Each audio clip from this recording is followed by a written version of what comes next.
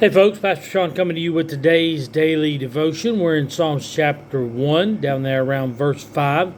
It says, "The ungodly shall not stand in the presence of God, nor shall the sinners in the congregation of the righteous." What this is talking about is the final judgment.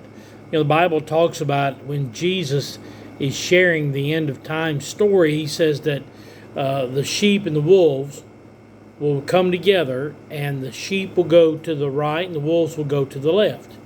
He says that the wheat and the chaff will be gathered together, and the wheat will be put into the barns and the chaff will be thrown into the fire.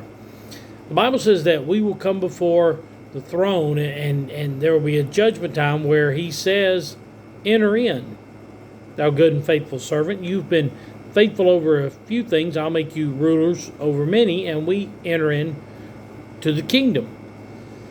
There's also a group there that he says, "Depart from me, workers of iniquity, for I never knew you," and they're cast into outer darkness, and they go to hell.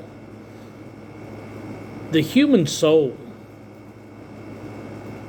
will spend eternity in one of two places, either heaven or hell. Jesus says that there were two, the rich man and Lazarus. Lazarus died, and the rich man died also. The rich man lifted up his eyes in hell, being tormented in the flames. And he looks over and he sees Abraham comforting Lazarus. Lazarus is in a place of peace. He's in a place of comfort.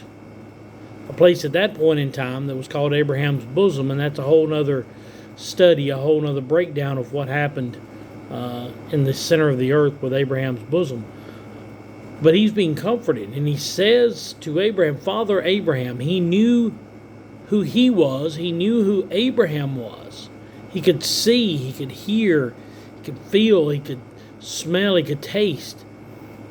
He says, "Have Lazarus go and dip his finger in water, cool my parching tongue."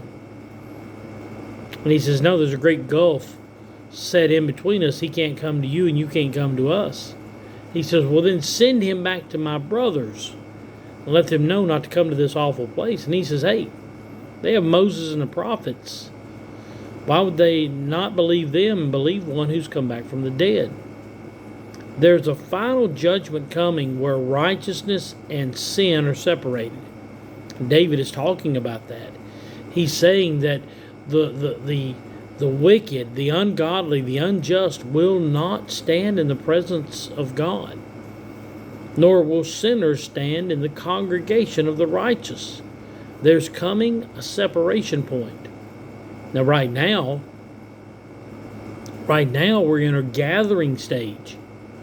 We're in a gathering stage where we are gathering people, preparing for the harvest.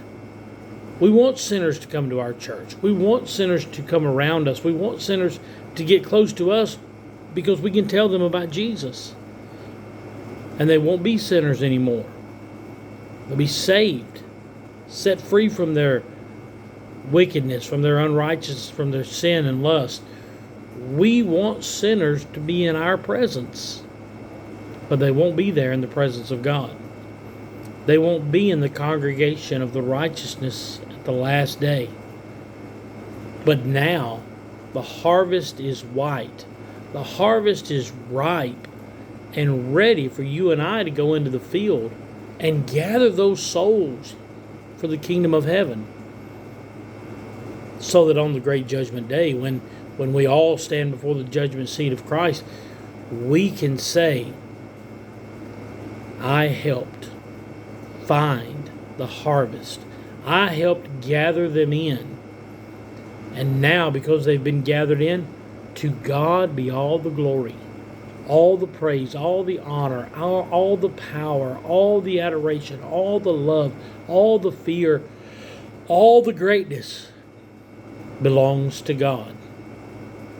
Because He is the one who sent His Son to die for us." Where will you be when the wheat is separated from the chaff? Where will you be when the sheep are separated from the goats? Where will you be when He calls your name? I love you. I'm praying for you. Hope you have an amazing week. I will see you again tomorrow. God bless you as always, is my prayer.